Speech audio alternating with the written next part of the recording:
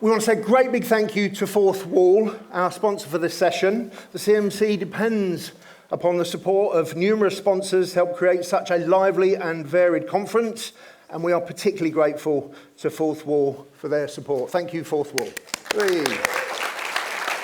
Right, good morning. Welcome to come on, you're late.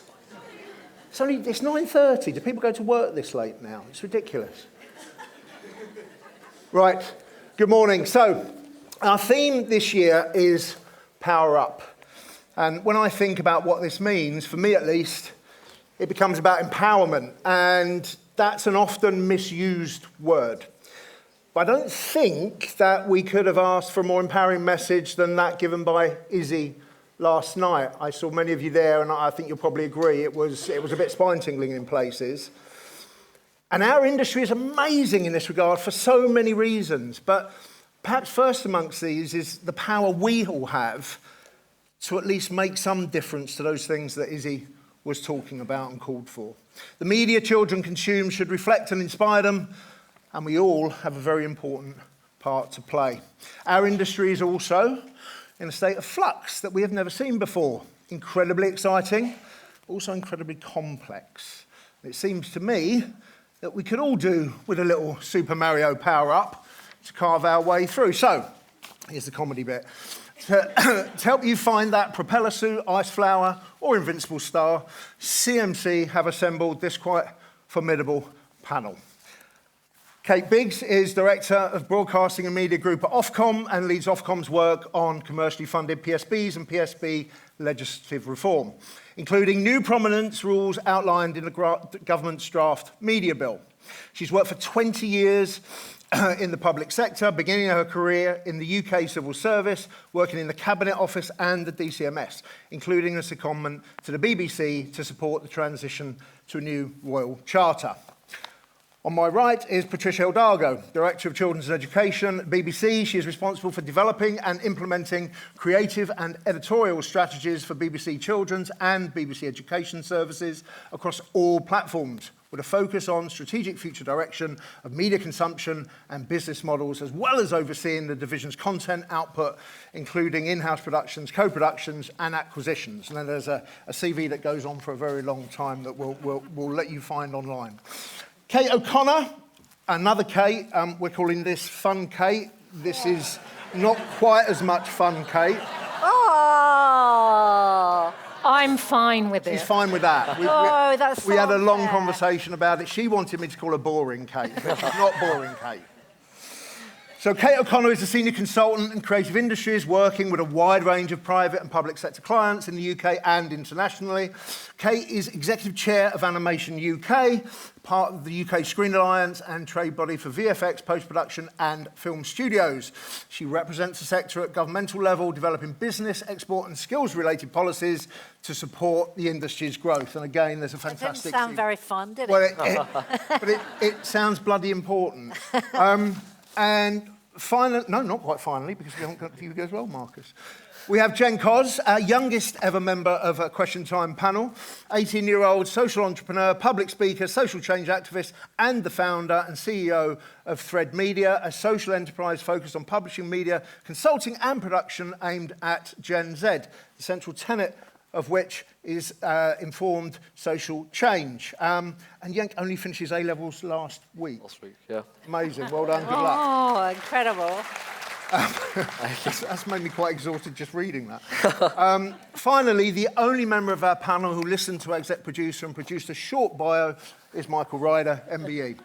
Head of External Consultancies at Sir Lenny Henry's Centre for Media Diversity, and was named by Variety magazine as one of the 500 most influential people in the entertainment industry in 2023. Please join me in welcoming our panel. Right. Let's get into it. So I'm going to ask the first question based on the very good keynote last night. Show of hands who was there. Let me see who was there. Fantastic. So you're all there and listened to what David said. So, Yank, I'm going to come to you first, in keeping with Izzy first last night. How do you think children's media is performing in terms of access and representation, both on screen and off? I think the answer to that depends on a couple of things that you have to define first. I think you have to talk about, firstly, different types of media. So you have kind of social and stream media, which obviously adheres more so to young people compared to scheduled media, which I appreciate around the room might not be something people want to hear.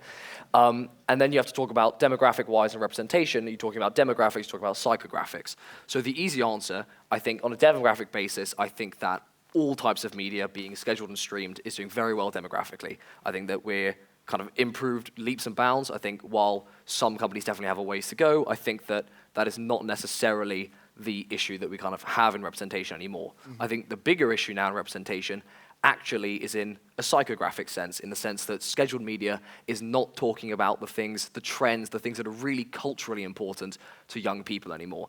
And the streaming services are either really on it with the trends or even precede the trend. So to answer your question, with demographically, I think media is kind of being very successful representation-wise, but psychographically, I think that streamed media and social media is kind of years beyond scheduled media. Thought-provoking response. Marcus, let me come to you, given your background. How do you think children's media specifically is performing in terms of access? Let me go to representation first. I'm not as optimistic as Jen. I think representation-wise, Britain has got a specific pattern, and it's a pattern that goes back 50 years of thinking that you can have one positive black person, one positive Asian person, one positive disabled person. All right, so if you go back 50 years, 1970 was double-deckers. People are old enough to remember double-deckers here? All right, double-deckers, you had one positive black person. 1970, you had the first episode of Sesame Street. Sesame Street was quite different because they had a positive black community.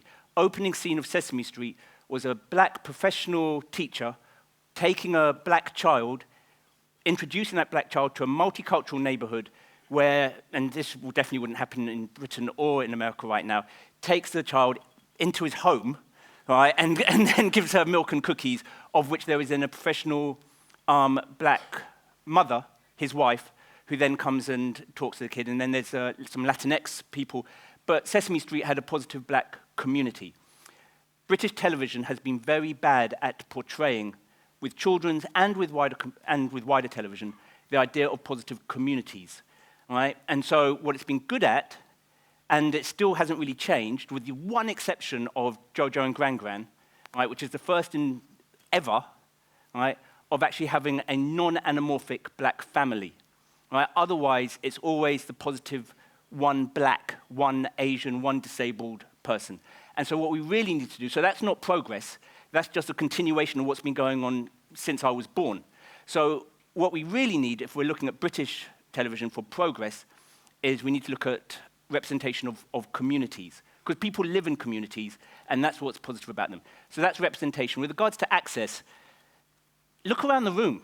Right? Look at the panel, but look around the room, and we clearly do not have access with regards to black, Asian, disabled people. You know, so we need to ensure what has improved with regards to access, and it hasn't improved enough, is out of London production access. Now, again, I started at the BBC, sorry to be so long, I started at the BBC in 1992, right? And while we still have a long way to go, in terms of out of London productions, that's definitely increased, especially since 2007, right? And so that's definitely increased. But in terms of diverse-led productions, that hasn't increased in anywhere near to the same degree, and evidence of that is just looking at the diversity of the people around the room. So, but a little bit like David last night, and I mean this in the best possible way, yes, this is the situation. What do we need to do about it? I think that you need to talk to Ofcom, because She's here. I know. Because what we have is that instead of it, so I worked in Scotland for 8 years, right? So what we didn't try and do to increase representation of Scottish program makers is send people in London on unconscious bias training and make sure that there wasn't racism. What we did is that Ofcom then implemented what is an out-of-London production and set clear standards in their license as to what broadcasters needed to do with their out-of-London productions and what criteria they needed to meet. Right? What the broadcasters currently have, and before that, before 2007, That definition was developed by PACT, and it was then adopted by Ofcom. Ofcom then put that into the licenses of all the different broadcasters. Previous to that, what you had was all the broadcasters coming up with their own definition of what was out of London. I'm answering your question, right? But, right, so what you currently have is that all the broadcasters have a definition of what is out of London. Sorry, what is a diverse-led production, right? The history shows that if you leave it up to the broadcasters, they will keep picking definitions which they can find loopholes to actually go through. So we need to legislate, is what you're saying? We need to legislate. Okay. Okay. I just wanted to come in on the access point. I mean, I thought David made some really strong points that people reacted to in the audience about how do you increase the diversity of the workforce. And I think I've spent most of my adult life sitting on panels talking about the diversity of the screen industries one way or another. And we're still having to have this conversation, and that seems not just, you know, extraordinary, it's a tragedy that we're having that conversation. And definitely, representation on screen has, I think, improved to some margin, I agree with you. But we're not in the position of clapping ourselves on the back and saying we've cracked it. We're very much a kind of tick box, oh, here's the show we can point to that meets the diversity criteria. And the characteristics of diversity our class, our regionality, our voice, and how do we get that in our production companies? How do we ensure that we're employing people who can make their voices felt in what comes out? One, a very strong independent production sector is absolutely essential for plurality of voices. And secondly, we've really got to look at the things that David was saying about the systemic barriers to access, a freelance workforce, contracts, work in London, short-term contracts, knowing people in the industry. All of those things are still issues. Now, in animation, we are trying to do something about that, but I'm not going to sit here and say we've cracked it, but there are lots of initiatives that we are doing. And I think if we're going to really seriously, and this is going to be a theme of what I say this morning, do something about diversity, instead of just talking about the problem, actually fundamentally come up with a solution. It's not one person's or organization's problem. It's all of our problems, and that includes the industry, big time. It includes the employers, it includes the sectors, it includes the organizations that represent them. Okay, so we've got to legislate, and we've all got to get off our asses and do something about it. Basically, yeah. Okay, let's move to our first question from the audience, please. Can I hear from Faraz Osman? Where are you, Faraz? Put your hand up for me. There he is, right at the back. Are you being naughty at the back? Sorry. Be very naughty. Hello, I'm Faraz. I run a production company called Goldwaller. The CMC have been doing some stuff around newcomers into the industry and like really pushing the idea that this continues to be the most fun industry to get into and make stuff in. But obviously, there are some challenges. We've talked a lot about the Yuck Fund. There's obviously some international pressures around making content, both in this industry and wider in the television sector right now. So I guess the thing is, what's the reason to be hopeful? Like, we're inviting lots of people into this industry. What can we do to make sure that they have a really great experience from the moment they get in the door, and encouraging that this is something that they should still pursue so we can get that best next generation of talent coming through into making stuff for kids?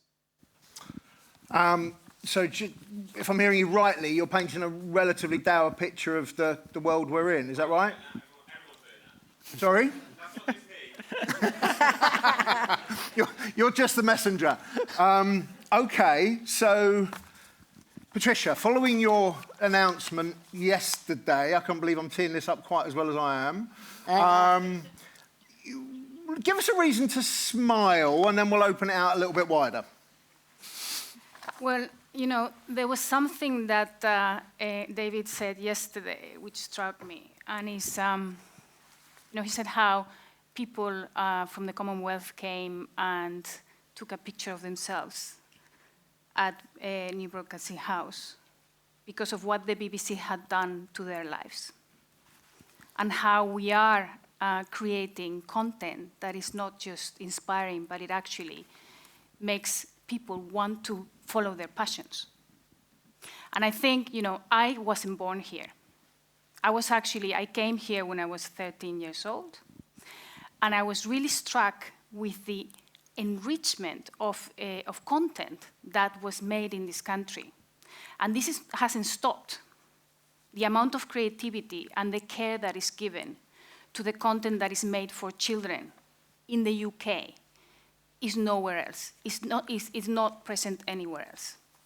And what I would say is that we need to really value that. We need to cherish that ability that British people have in making content that really matters, and continue pushing for that. You know, I also think British sells. And I think that for a long time, we have been hiding behind the United States.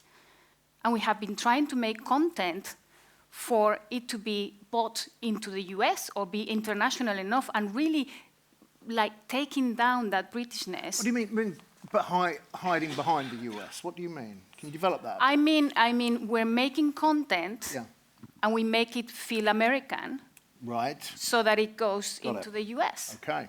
And what I'm saying is that we should be proud We of should. being British and of the content that we produce that could actually be a force for nature, not just in this country, but internationally. Faraz's point is that we're in a situation where actually the industry's in the doldrums, right? The Axe Fund's gone. There's layoffs everywhere. The streamers are receding. It's a mess. Yeah, well, that's what, so we need to create a system A system. that actually can support the creation of content, Yeah. but also how that content gets to our audience. And if you think about what creation of content, not just creation of any content, we are swamped by American content, yeah? But creation of culturally relevant content, that content that is being made here for decades that we're so good at making. We need to continue making that. But to be able to do that, to create that content, we need support. We need finance support. Yeah. Because if you look at the current tax credits incentives that we have, which are great, by the way, I'm not discussing they're not great, that we have now, if you work it out, about 24%. That is not at the same level playing field as what's in Europe. Absolutely not. So the least you can get in Europe is 30%, yeah?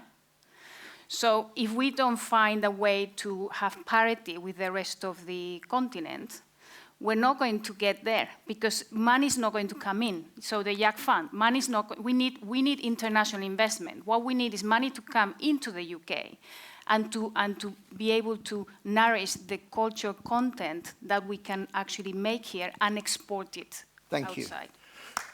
I agree. First clap of the morning, fantastic. Kate, Well, how do we power up this industry? How do we make Faraz a happy man so he doesn't sit at the back being naughty anymore? Well, first of all, reasons to be cheerful, right? That already the tax relief was a nice little boost in the budget this year, but it was I focus on little. It puts us up to 29.25%. We've lobbied for years on that. We prefer it to be more like 32%. It isn't the magic bullet to changing the fortunes of our industry, even if it was parity with our international competitors, because we don't have the right investment in content in the UK. We absolutely have to talk about the lack of investment, the 65% reduction in investment in kids' content over the last 20 years. We talk the rhetoric of saying 25% of our audience, 100% of our future. This is an amazing demographic.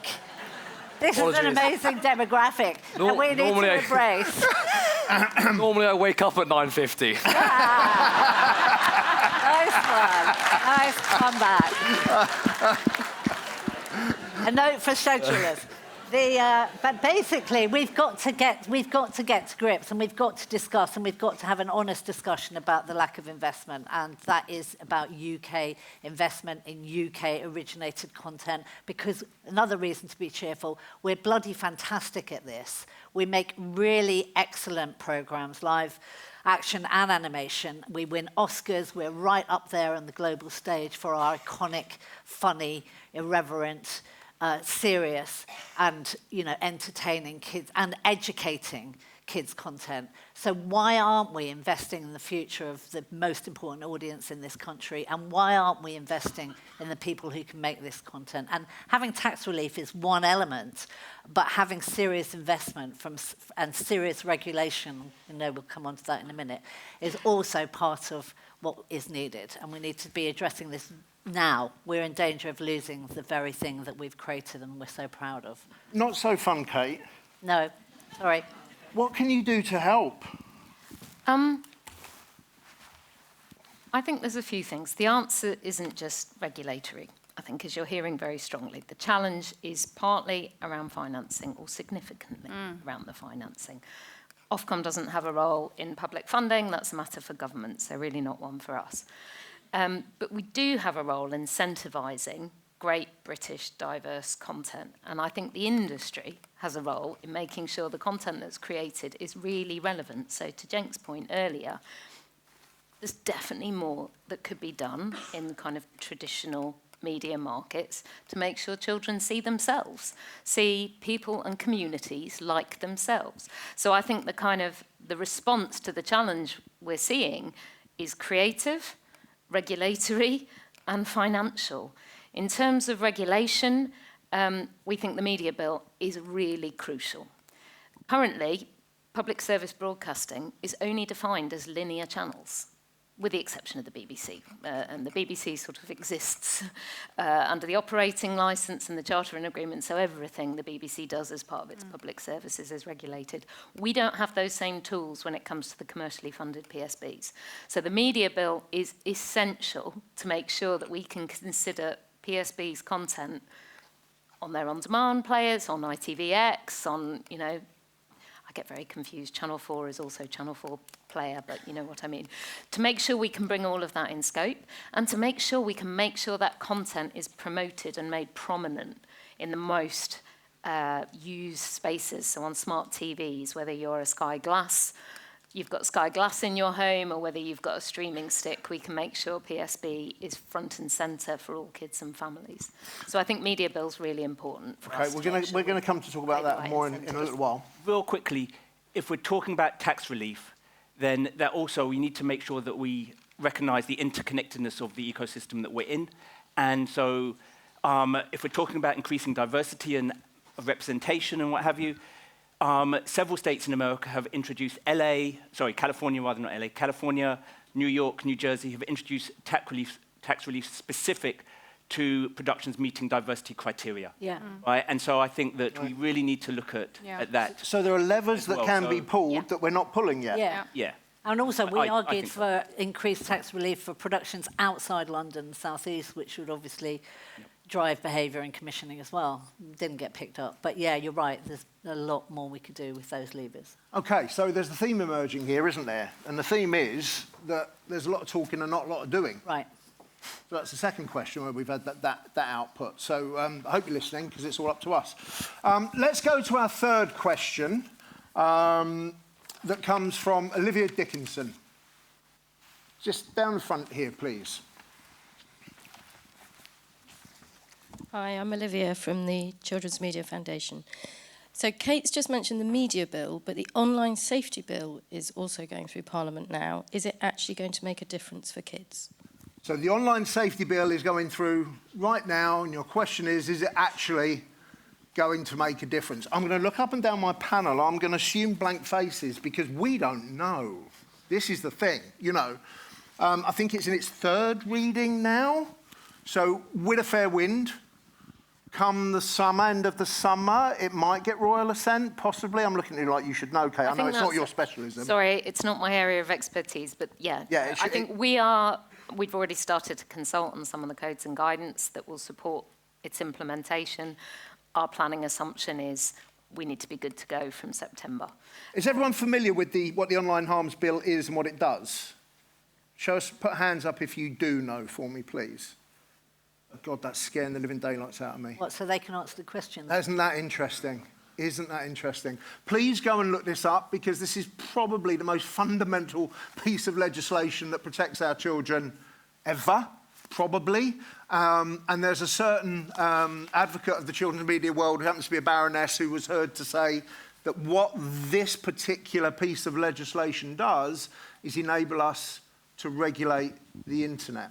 It enables us to make sure that children are safe when they're engaged in whatever they're doing online. And it's been 4 or 5 years in the making? Yeah. I think we... Depends when you... Yeah, it depends. But I think we also need to be careful that it's one thing protecting children, but we also need to make sure that children recognise the importance of their privacy, right, and their security.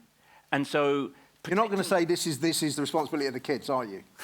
But it is the responsibility of making sure that we do not put legislation Yes. which infringes their privacy and infringes their security.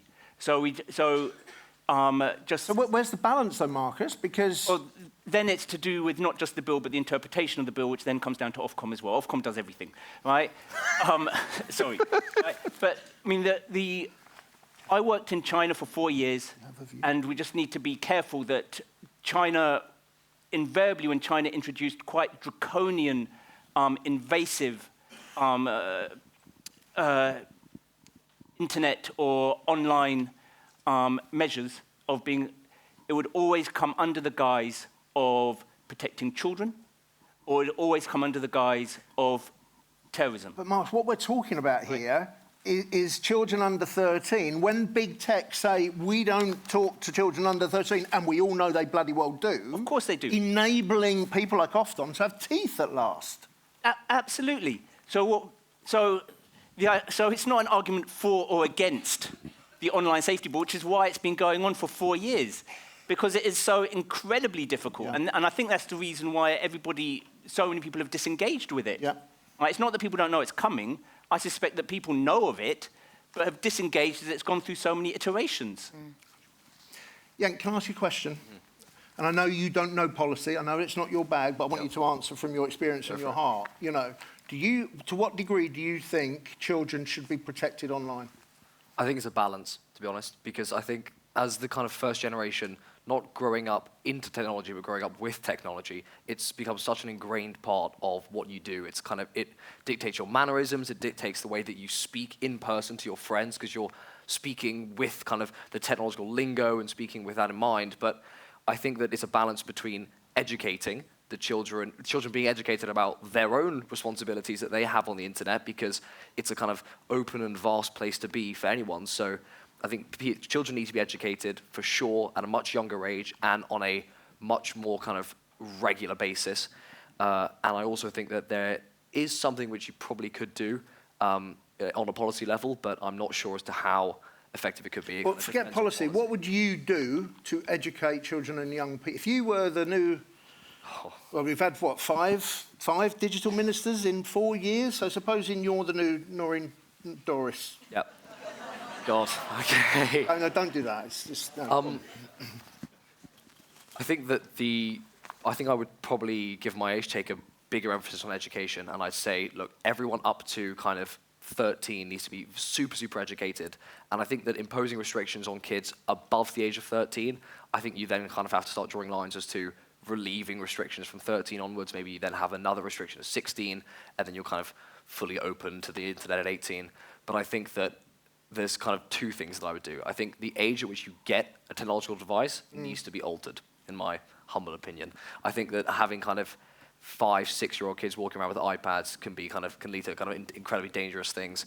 And I think that it's A, unnecessary, and B, I don't see the point in having it. So I think the first thing I do is talk about, maybe not kind of legislate on, but definitely talk about the age at which people are having their hands on technology. And then the next thing I do is say, okay, at what point do you then kind of start to relieve the kind of restrictions that you impose on iPhones, iPads? Maybe I need to open this out a little bit, and maybe Olivia, maybe I'll come back to you. You know, we're talking about poor old Dulcate having to do something. We're talking about... Sorry, I've got to stop that. We're talking about making the kids... Dull. No. Didn't agree to Not that. really so fun. Yeah. That's boring. Sorry. Harsh. Sorry. Hello, that's harsh. Anyway. Sorry. Olivia, we're talking a lot about children. We're talking a lot about not so Dulcate. We're not talking about parents. What role do parents have to do in this? Have we got a microphone, please? For Olivia, Could I down just here. add something quickly while you're getting Yeah. the mic to Olivia? We do a fair bit of work and research on media literacy skills, and I think one thing we've seen is children are a lot better at this than their parents or their carers are. And so one of our focuses is actually, how do you make sure parents and carers understand the tools available to them and understand the risks that their children are facing on a day-to-day basis? Is that getting better now there are more digitally native parents? We're not seeing a huge shift yet, but I mean, it's, you know, trend data, and you would Takes hope time. so. But is it happening quick enough, given, you know, you're seeing devices being used at a younger and younger age? Are you giving, you know, online safety will definitely help because it's seeking to kind of protect children from the most egregious harms, right? But it won't solve everything, and I don't think anyone can pretend very it quickly, will I think, be actually completely in the silver agreement, bullet. following on from that, I think a lot of parents almost wrongly use technology as a kind of dismissal of their children, in the sense that you kind of can't be bothered, let's frisbee an iPad towards my 6-year-old. And actually that's when they need to be the most active, because that's where you can almost have the most damage and the most harm caused. And or kind of, dare I kind of say it, that's probably the worst time to be inactive. So I think that on a parent's responsibility front, it's being educated, but it's also having a really strong monitoring over what their kind of really young children are doing when they're at their most impressionable. Thank you. Olivia? I think Kate and Yank have said more or less what we'd be saying at the CMF. But I think what it also is, because Yank, you were saying shouldn't be using iPads at 6. They do use iPads. We're never going to go back from that. But it's things like YouTube, for example, we haven't talked about yet. Is that being tackled in the online safety bill? Is actually being regulated? Because, you know, on an iPad you can have apps, you can have games, you can have safe CBeebies stuff. All of that's safe. Things like YouTube, the internet is the unsafe bit. But surely the online arms enables us to regulate YouTube. And the video sharing That's platform platforms, provisions yeah. already do, actually, to a certain extent. Okay, I'll check, but yeah. I mean, isn't that, sorry, I know one of the things David said yesterday that I took to heart, which was we need more information and less opinion. I'm just about to give you my opinion now. I think the online safety bill is attempting. That's why, you know, that's why we're having huge discussions, right, on the trad media about the conflict between freedom of speech and protection and safety. It's raising huge issues, this bill, that apparently we're the first of any country to take on the tech giants, because we're absolutely doing that thing of saying, how do we protect and keep safe our children, and at the same time not disturb freedom of speech and over-monitor and collect data?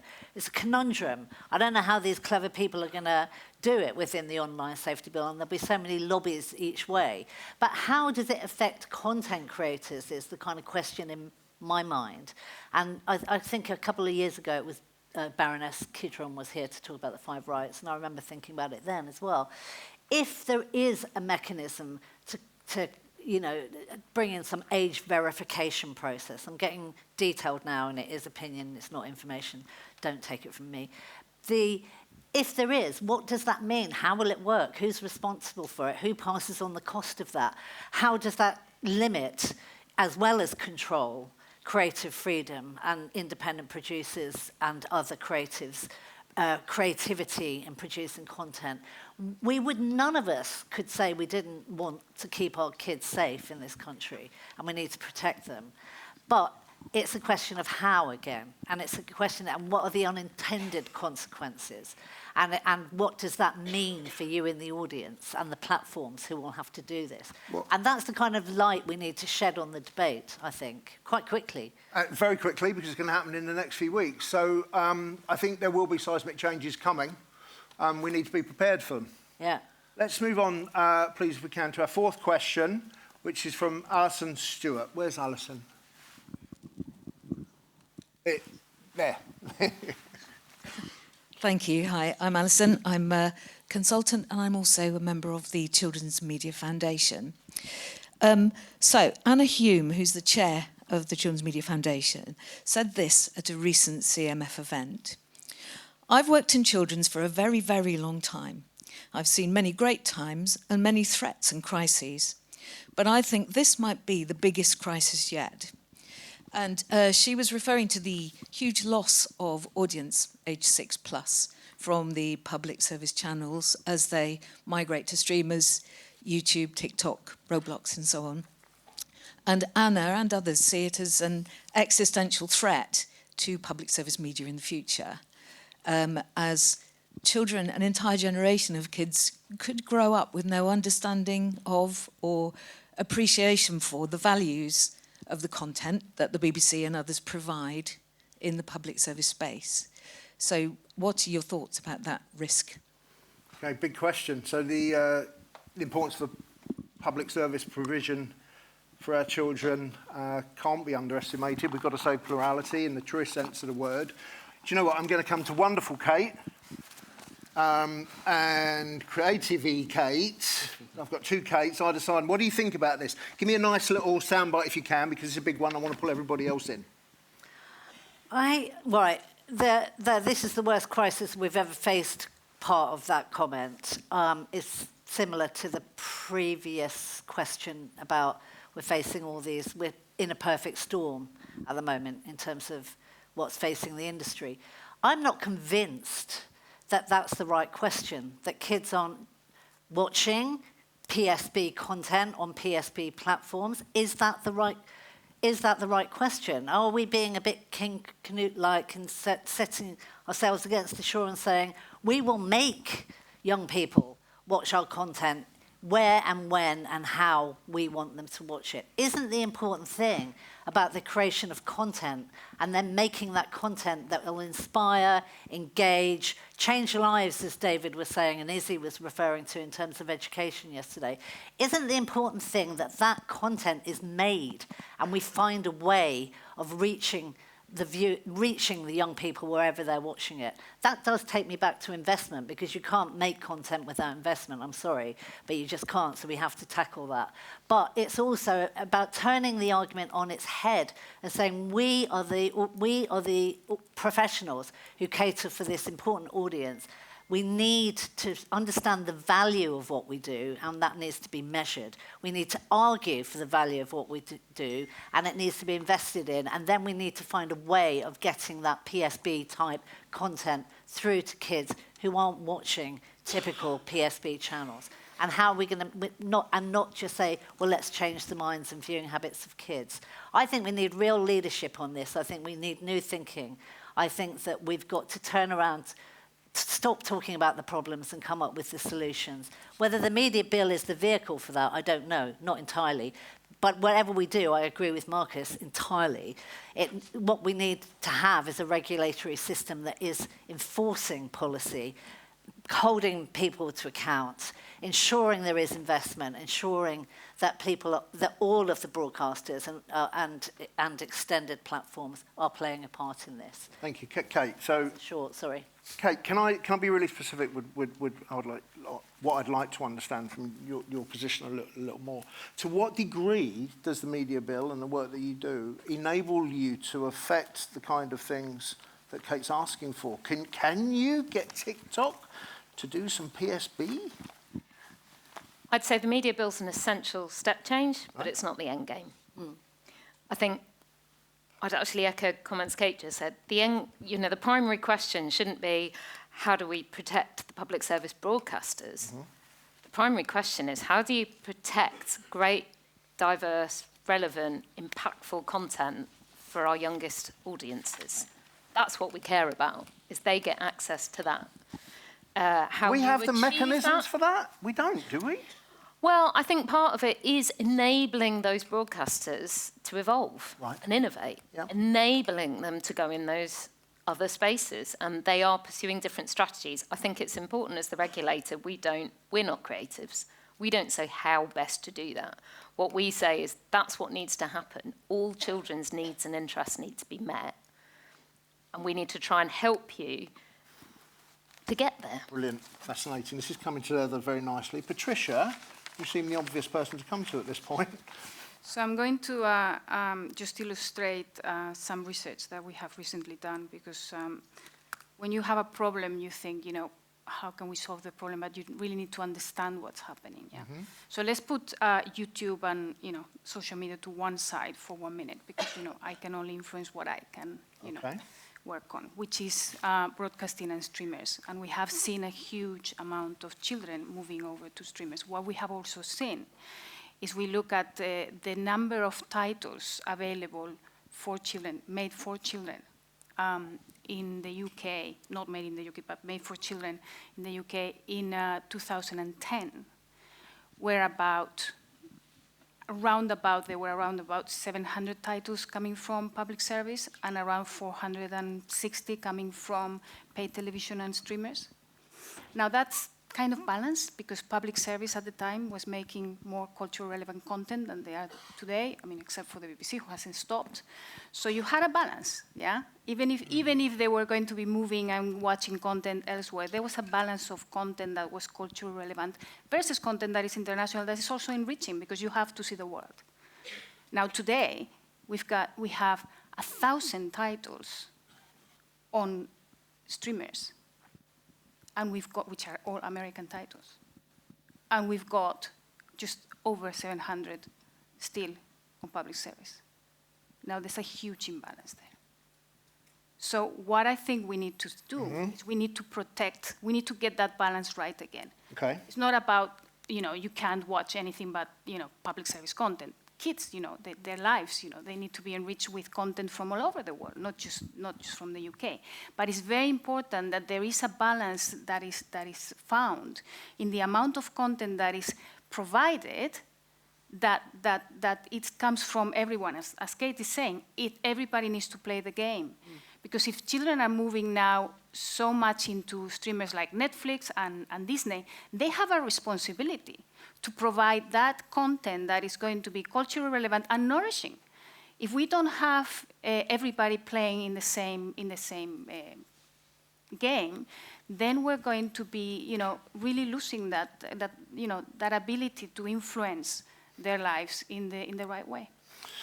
Marcus. I just want to make sure that we guard against the idea that there was this golden age when in the 1970s or even the 1980s where children's television was great, right? And now it's all gone downhill. So for example, I watched BBC, ITV children's television when I was a kid, not because I wanted to, but because I did not have the choice.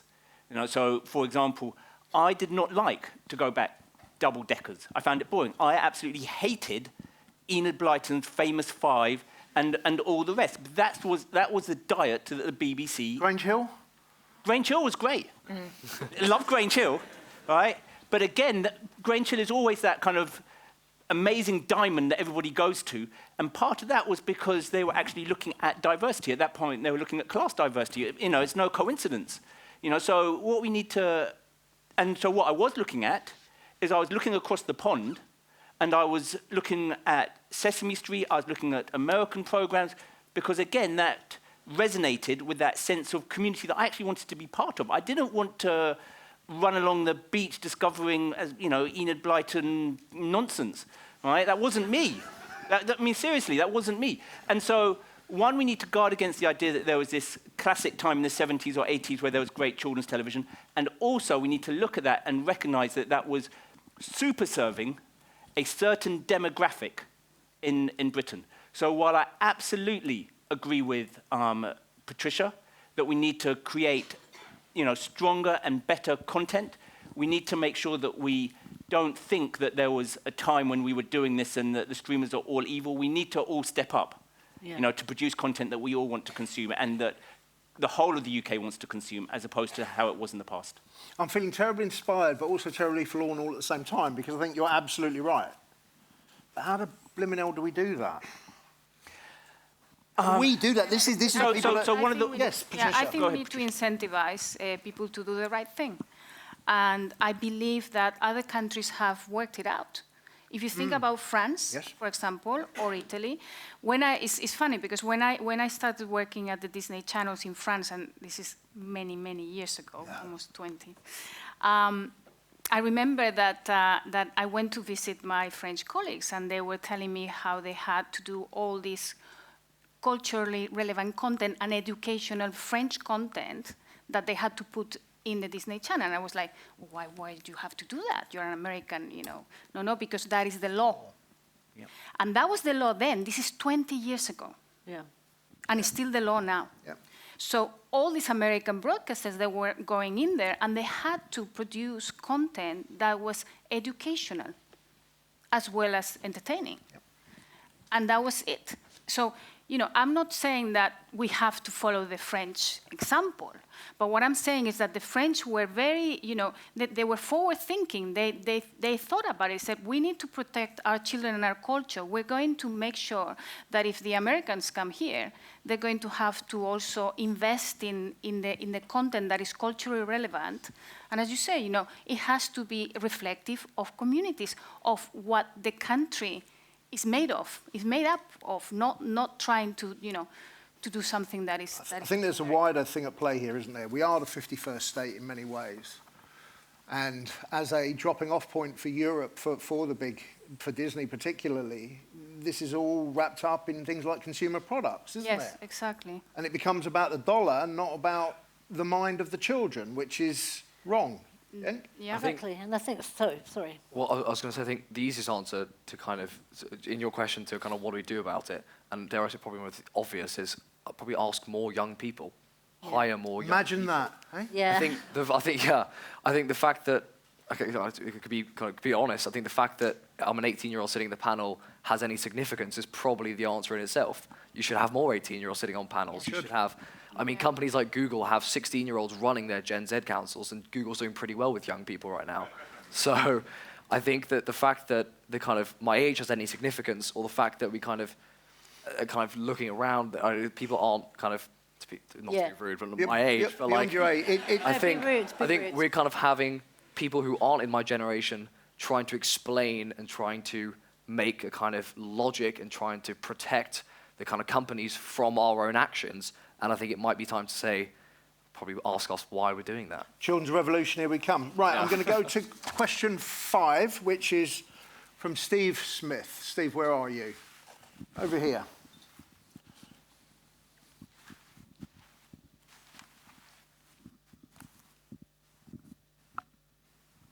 Hiya. Steve Smith from an animation studio called Beakers. And I want to ask about AI. AI is here to stay, most likely, and I wondered what the impact is going to be on the children's media industry. All right. I'm afraid. That old chestnut. Yeah. Right. Steve, so AI is here. What impact is it going to have on kids' media? Well, one argument is we should all go home now, isn't it? Hey, who wants to kick me off here? Who's gonna? Well, I will, just so that because I'm doing the opinion piece again, not the information. I mean, I guess no one knows is the honest answer. I mean, I think we have conversations at Animation UK, and I've heard studios like yours, Steve, talk about the impact it's already having on workforce, on jobs, etc. And, the polarized views of this won't affect creativity, this won't affect writers or character developers or even the senior artists through to we're doomed. We're not going to we don't need anyone. We just, there's a real polarization of views in terms of how this will affect the process of producing animation, for example, and the impact that there has on jobs. And I suspect there'll be quite an impact on jobs, but it won't be the doomy scenario that we're talking about. But I don't think anyone knows quite yet. I think where does this impact on content, however, is a really interesting conversation. Actually, it's reasons to be cheerful again, going back to that, because the market for animation and immersive and interactive content, which is growing so much, that's not static, that's growing. It's 250 billion now and growing at an 8% annual rate. And animation, for example, is at the heart of these new technological developments. And I think the nature of content, personalization, adaptive education, I think we've got to really think new thoughts about the difference between education and entertainment, by the way, because I think our content can do both simultaneously. I think there's really huge potential for AI in terms of new learning approaches, new viewing approaches. That's all wonderful. Can my boss will tell me off if I don't come in. Who's your boss? My boss is Professor Diane Kemp. Okay. Right? And it's because the Selene Henry Centre for Media Diversity 2 weeks ago produced guidelines for how journalists, so it's slightly different, it was focused on journalism, how journalists should use generative AI. Right? And so we recognize the bias that is inherent in generative AI. So, for example, if you ask ChatGPT, name the top 20 actors of the 20th century, they're all white, Bollywood doesn't exist, and no black actors exist in Hollywood. If you ask Bing GPT, Bing GPT, yeah, what are the most important facts about the founding fathers? In the US, it was July 4th, yesterday, obviously. It doesn't tell you that any of them owned slaves, right? Or any aspect of slavery was important for that, right? If you ask ChatGPT with regards to Winston Churchill, it basically pretends that India didn't exist, right? And so generative AI the bias is recognized, whether that's to do with content creation with regards to written generative AI or Bloomberg, and I really recommend people to look at this piece. Bloomberg did a fantastic piece about picture AI and the pictures that it generates. And so what I would really recommend, Lenny Henry Center has done it for journalism. If there's something that constructive that could come out of this conference, is how should we, it's here, right? You can decide to use it or not, but the people who are using it, I think we need guidelines as to how we can use it as constructively as possible. So if there's something that could come out today, it would be great if people could go home, if the Children's Media Foundation or whoever can actually come up with guidelines or start having discussions as to how we do use it. Show of hands, who's in favour of this? In favour. Right, and the rest of you don't care. Okay. All right. The real fear for me with AI is about storytelling. Storytelling is the most human thing that we can do. It's our DNA. I had a little play with it. It scared the living daylights out of me, the sort of derivative anodyne stories that come out the other end. And yet there are American animation studios that are making their stories with this nonsense. Is there anything we can do to protect ourselves? With storytelling particularly? I think, to be completely honest, I don't think AI is ever going to kind of come close to a human level of storytelling. I think that the rate that AI improves that, let me rephrase. The improvements in AI are often on the back end as opposed to the front end. Yeah. To the fact where, like, I think ChatGPT had the AI power it has currently about 2 years ago, but it had to take 2 more years to get the grammatical ability to be able to speak vaguely like a human, and even then it still sounds quite questionable quite all the time. So I think that in a storytelling front, and even on an animation front, I think that's not the worry at all. I think AI is a massive force for good, and I think AI is going to be a massive force for good in the future, and I think that quite a lot of industries are safe. I think the creative industries, music industry, for example. So we're all getting a bit overexcited about nothing. I think, I wouldn't say nothing, but like I think that there's an element where we have to adapt, industries have to adapt, but I think that the heart of storytelling is not something that AI is going to rival anytime soon. I'm not so sure about that. If you think about AI with regards to chess, right? It was trundling along, getting slightly better, and what it was able to do is that it was able to think of chess combinations that no one had ever thought of before, that people had like ruled out, that, well, you're definitely not going to move your bishop there because that's just going to be stupid. But it was able to think of chess combination which nobody thought of before, and you talk to anybody in chess, they will say it has completely revolutionized the way that people even conceptualize chess. Similarly, I would argue that there is a possibility, we're not there yet, but there is a possibility it could actually revolutionize the way that we think of story structure, because it's able to conceptualize things in a different way. It might not.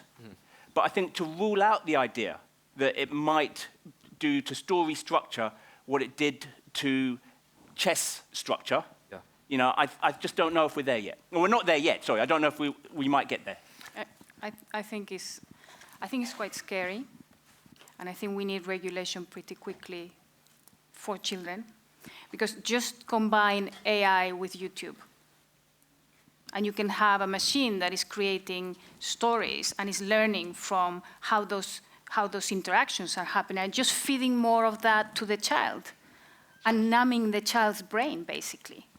It is really, really dangerous. I love the AI. I think, it's a fabulous tool, and especially for education. We are thinking about how we're going to be using that with bite size. There's a lot of things that we're going to be doing with it. But there needs to be very clear regulation about how AI is used with children, with creation of content for children specifically. Because if AI and YouTube get together, I don't know what's going to happen. Oh, how many Star Wars videos can you watch? Right. I just very briefly come on, just very quickly. I just think Absolutely what we've heard today. Ofcom are taking very seriously the transformational effect Gen AI may have across our sectors, right, across the communication industry and media. But it isn't a UK-only issue. So what's really important to us is through our network of regulators globally, but particularly across Europe, is what's the right approach? How do you make sure that the balance of opportunity and risk here stays in the positive? Yes. And that discourse is going on between you at the moment? Fantastic. Okay. Well, we've got just a few minutes left, and it would be remiss of me not to open up to the floor. Any burning questions anybody has? Okay. Let's come to the gentleman there that I can get nearest the microphone. It's more a comment than a question. I run an animation company called Studio 56. The previous point that was discussed about story in AI, I just wanted to make a comment that we've been actually using, experimenting, asking AI to write out scenes from the script and stuff like that. It's absolutely fascinating, you know. So some of the speakers made a comment that it's not going to be a big deal, but that is not true, because we're actually, it's a story about the biblical story of Esther that we are developing. And when we ask specific scenes, the way it writes out, you don't need an animation director to write out a brief, actually. It's that powerful. I just thought I should make that comment. Yeah. Thank you. Thank you. Has anyone got a specific question? Gentleman there in the, just before the right, yes. Hi there, Ed Moline from Benajay Kids and Family. It was really good to hear, Patricia, your point about what other countries are doing to ensure the cultural relevancy of their content. And there's a lot of, the word investment came up a lot on stage, which is a bit vague. A lot of other countries also have a cultural levy on these companies that fund all the things that we're talking about. So just put it to the panel. What are people's thoughts on pushing for a cultural levy? Yeah, well, I mean, it's a cost of living crisis right now, so asking for taxes from the general population is probably a non-starter. Yeah, but I think a cultural relevant tax credit, so that it goes on top of what we have now. Because what we have now is great, but it allows anybody to come and make a show that is not really, you know, cultural relevant or British. You can make any show and you get the money, yeah? I think if we add to that a cultural relevant tax credits that can also, you know, talk about diversity, representation, education, all of those things, and then if you get that, then you know, you get, I don't know, maybe 32%, up to 32%. Well, imagine, you know, you could get, first of all, you're going to get international investment coming here all of a sudden rather than it going away. Yeah. Because what I'm finding more and more is that it's so hard to put together the financing that a lot of the people that come to us, a lot of the indies that come to us actually say, well, I'm going to go and do the work over there in France or in Belgium because then we can afford it. We don't want that. We want it the other way around. We want people to come here and incentivize and give them, you know, give them that incentive. If you make it British, if you make it culturally relevant, we give you more tax incentive. Very simple. We need to lobby our politicians about this, because I've been on a few panels on this and everybody agrees that that's needed. I've spoken to DCMS. DCMS agrees this is needed. Lenny Henry and I and other people in the industry went to 10 Downing Street. It was agreed that's needed. We went to Treasury and they were like, huh. Right, so the only way that we'll get around that is if we actually lobby our politicians. I think and before we do that, because we've been on that same circuit and had probably the same sigh, but got the 4.25%, pleased about that, need a lot more. And all these other, the cultural test is a great thing to explore. It's not universally welcomed. I know that there are other people in the ecosystem, for using that clunky word, who would say that would put off people investing in the UK. I think. Not if it's an incentive. But I agree. No. I'm with you. And I think we need to join up, because I think the problem we've got with the children's media industry is there's a lot of people saying a lot of things to politicians differently. And what we need is some sort of task force, one voice, one vision, one strategy. Nice if we had some constant politicians. And let's just forcefully, in a unified way, get to the constant politician and maybe even the shadow politicians and speak to them in advance of an election next year and say this is how we save our kids in. Thank you. I'm going to got no more questions. Just been told like this. Right, thank you. So what I've heard is that we're at really testing time, but we have lots of opportunity. But I think my takeaway here is that we really have to do something about it. And we leave these places every year, going, yeah, we need to do something. And sometimes nothing changes. So maybe we should make a change this year. So please thank for me, if you would. Marcus, wonderful Kate, brilliant Patricia, very young but well-spoken Yang, and of course the other Kate at the other end. Thank you very much.